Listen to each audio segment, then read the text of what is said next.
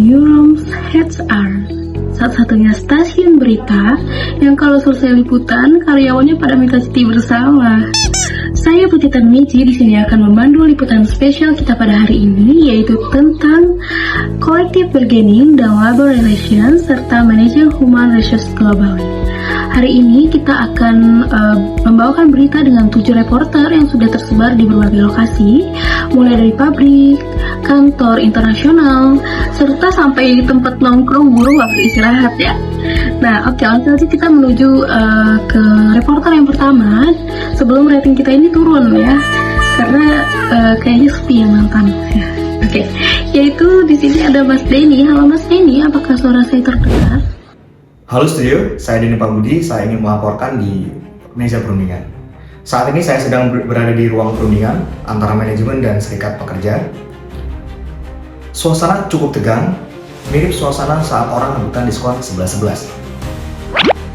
Dalam kolektif bargaining, kedua pihak bernegosiasi soal upah, jam kerja, keselamatan, dan juga tentang hak pekerja lainnya.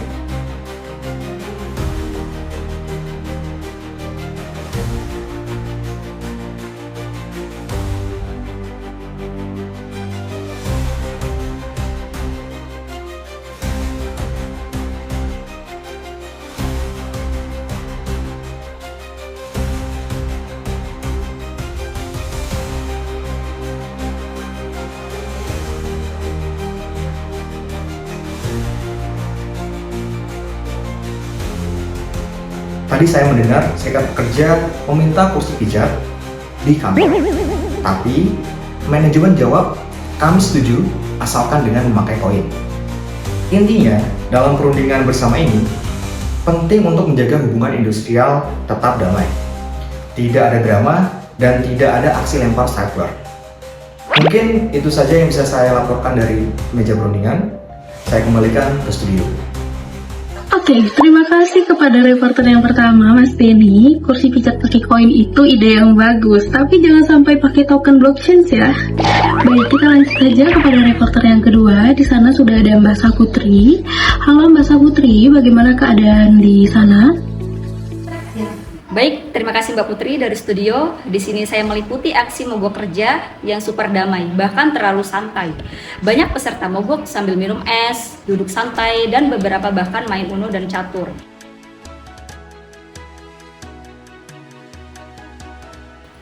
Ini adalah contoh labor relationship saat pekerja ingin menyuarakan aspirasi. Mogok adalah hak mereka sepanjang mengikuti aturan hukum. Tadi salah satu pekerja bilang, kami tidak menuntut banyak, hanya AC tidak bocor dan jam lembur tidak selembur hidup saya. Jadi jelas, hubungan ketenaga kerjaan harus dijaga supaya tidak ada pihak yang merasa dirugikan. Demikian laporan saya, kembali ke studio. Baik, terima kasih kepada Mbak Saputri ya. Mogok sambil main Uno itu sepertinya itu baru yang dinamakan mogok santuy ya. Oke, selanjutnya kita lanjut saja ke reporter yang ketiga ya. Di situ ada Mas Rafli. Halo Mas Rafli, apakah suara saya terdengar? Halo Mbak Putri di studio. Saat ini saya sedang berada di pusat pelatihan mediasi konflik tenaga kerjaan. Sebuah tempat di mana para calon mediator belajar bagaimana meredakan perselisihan tanpa harus menaikkan tensi dan beradu argumen. Di sini proses mediasi diajarkan secara bertahap. Mediator berperan sebagai pihak ketiga yang membantu dua pihak menemukan titik tengah. Tadi saya mengikuti salah satu sesi simulasi, yang di mana mediator menempatkan masing-masing pihak di ruang terpisah terlebih dahulu. Mirip seperti guru BK yang melerai dua siswa yang berebut menghapus.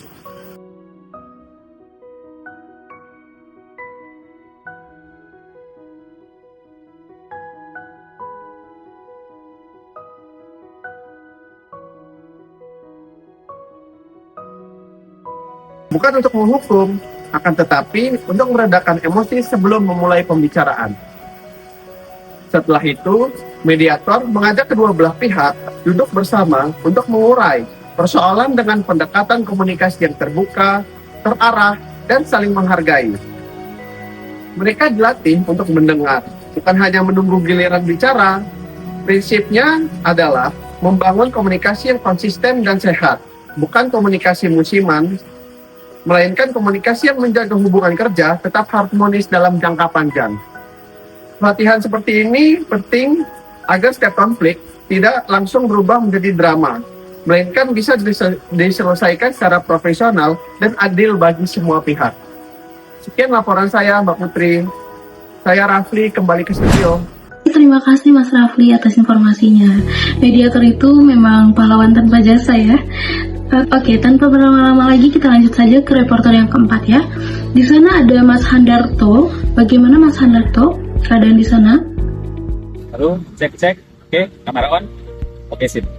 Pemirsa, saat ini saya melaporkan langsung dari medan perang manajemen SDM di sebuah perusahaan multinasional. Jika Anda pikir mengatur data reuni SMA itu susah, coba lihat HR di sini. Yang sedang memijat keningnya memikirkan manajemen HR globally. Bayangkan saja kekacauannya. Di sini ada karyawan dari 12 negara, 8 zona waktu berbeda, dan 14 selera makan yang berbeda. Saat tim Jakarta semangat mau brainstorming pagi, tim New York baru mau tidur, dan tim London malah lagi tea time. Jadwal meeting di sini lebih rumit daripada rumus fisika kuantum yang bisa membuat kita terus.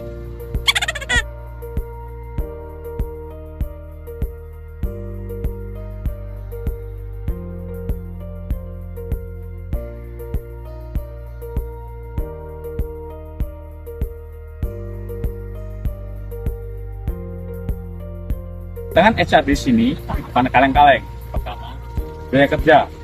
Orang Jerman barunya langsung ke poin. Orang Asia, dia basa-basi dulu. Email satu paragraf bisa ditafsirkan jadi deklarasi perang. Kedua, regulasi. Di suatu negara boleh lembur.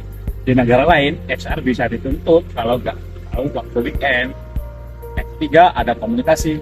Tadi saya dengar HR manager curhat sambil ngopi pada gelas kelimanya. Katanya begini, niat saya bangun kantor profesional, bukan grup WhatsApp keluarga yang isinya typo dalam 7 bahasa berbeda. Intinya, managing HR globally itu butuh kesabaran setebal tembok China dan stop waktu yang terbatas. Saya Hendar Darmawan melaporkan dari zona waktu yang membingungkan, balik ke studio. Terima kasih.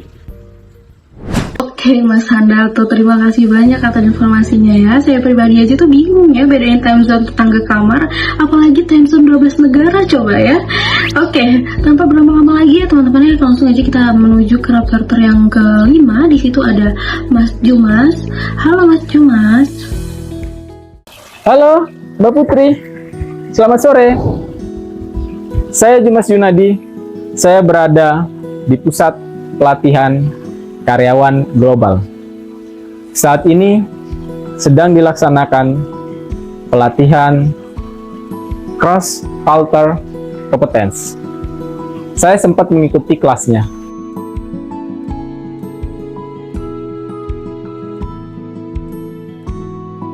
Dan jujur, saya baru tahu dari beberapa negara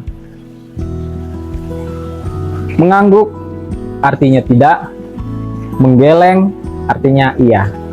Jadi untuk negosiasi terbilang agak lambat.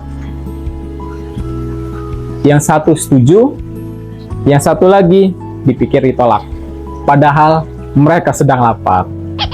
Pelatihan ini penting agar perusahaan mengelola tim internasional tanpa salah paham tentang budaya. Kembali ke studio. Baik, terima kasih reporter yang kelima Mas Jumas. Sepertinya saya juga butuh pelatihan itu ya. Kalau mengangguk artinya tidak, kalau menggiling itu artinya iya. Baik, selanjutnya kita lanjut kepada reporter yang keenam. Di situ ada Mas Azizur. Baik Mas Azizur, langsung saja dibawakan ya beritanya. Halo studio, masih bersama saya Aziz. Saat ini saya telah mewawancarai beberapa manajer ekspatriat yang telah bekerja di beberapa negara di luar negeri.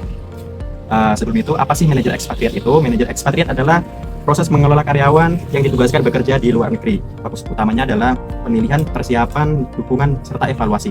Lalu apa saja tantangan dari manajer ekspatriat ini, teman-teman semuanya? Menurut beberapa yang telah saya wawancarai, tantangannya salah satunya adalah memilih kandidat yang tepat. Lalu mempersiapkan budaya, mengatur kompensasi yang sesuai, serta membantu adaptasi selama tinggal di luar negeri. Lalu penerapan apa saja dalam manajemen SDM, yaitu sudah pasti ada planning, di mana ada perencanaan, lalu ada seleksi, yang kemudian ada pelaksanaan, penugasan, lalu yang terakhir ada evaluasi.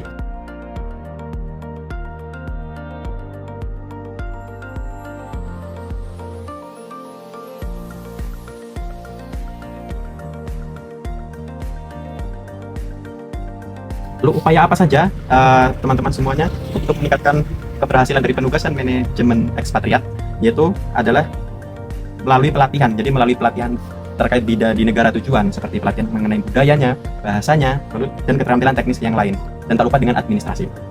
Lalu yang selanjutnya adalah bagaimana menyeleksi manajer ekspatriat. Jadi untuk menyeleksi manajer ekspatriat ini secara teknis adalah kesiapan adaptasi budaya yang terutama, karena budaya kita di negara lain itu berbeda. Budaya kita dengan di Jepang berbeda, dengan Korea berbeda, dan lain sebagainya. Seperti yang sudah saya wawancarai beberapa manajer tadi. Lalu untuk menyiapkan ekspatriat tadi, yang pertama adalah orang-orang yang memahami norma, memiliki integritas, terus memiliki intelektual, memiliki kebiasaan dan sistem yang baik di negara tujuan. Lalu mengatur program ekspatriat, kinerja ekspatriat dikelola dengan menetapkan tujuan yang jelas, serta dari awal melakukan evaluasi berkala. Tujuan memastikan ekspatriat tetap berada pada jalur yang telah ditetapkan sebelum berangkat ke tempat tujuan.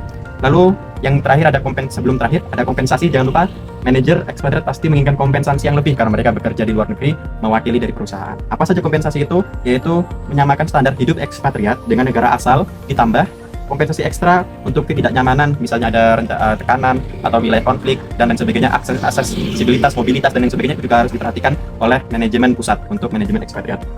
Lalu tunjangan dan tempat tinggal, tak lupa manajer ekspatriat membutuhkan tunjangan dan bonus-bonus lain yang membuat dia betah di negara tujuan. Lalu yang terakhir adalah pemulangan. Setelah manajer ekspatriat ini sudah selesai masa tugasnya atau sudah mulai memasuki masa pensiun, maka pemulangan atau namanya repatriasi. Setelah repatriasi artinya adalah memulangkan manajer ekspatriat ke negara asalnya. Jadi ketika sudah mulai pensiun, maka manajer ekspatriat dipindahkan atau dipulangkan dan diganti dengan manajer ekspatriat yang baru. Misalnya terkendala dengan usia dan kemampuan atau kapabilitas, atau beliau dipulangkan karena sudah tidak sesuai dengan visi dan misi dari perusahaan. Baik, terima kasih kepada studio. Saya kembalikan kepada studio. Terima kasih. Oke, baik Mas Aziz, terima kasih atas informasinya. Saya juga ikut sedih ya, karena kangen sambal itu berat ya. Oke, mari kita lanjut ke reporter yang ketujuh. Di situ ada Mas Kurnia Agung. Halo Mas Kurnia Agung, bagaimana keadaan di sana? Oke, halo studio. Terima kasih Mbak Putri. Akhirnya saya kebagian juga sesi terakhir merangkum jawaban-jawaban dan hasil dari reporter-reporter sebelum saya. Di lokasi terakhir ini saya memberikan laporan bahwa baik collective bargaining, labor relation maupun managing HR globally pada dasarnya punya satu tujuan, yakni menjadikan hubungan kerja yang lebih harmonis, adil, produktif di era globalisasi. Saya juga telah bertanya dan mewawancarai beberapa karyawan di sekitar saya bahwa yang paling utama yakni komunikasi antar pimpinan dan bawahan.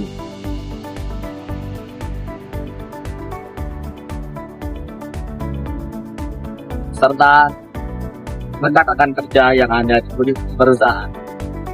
Gaji yang jelas, serta meeting jangan jam 6 pagi. Mereka rela lembur sampai jam 12 malam, jam 3 pagi untuk melakukan meeting, asalkan tidak jam 6 pagi. Karena pada dasarnya jam 6 pagi mereka akan buru-buru berangkat ke kantor. Sekian dari saya, Kurnia, kembali ke studio. Terima kasih. Terima kasih kepada seluruh reporter yang sudah membawakan beritanya dengan sangat semangat dan sedikit kebingungan ya.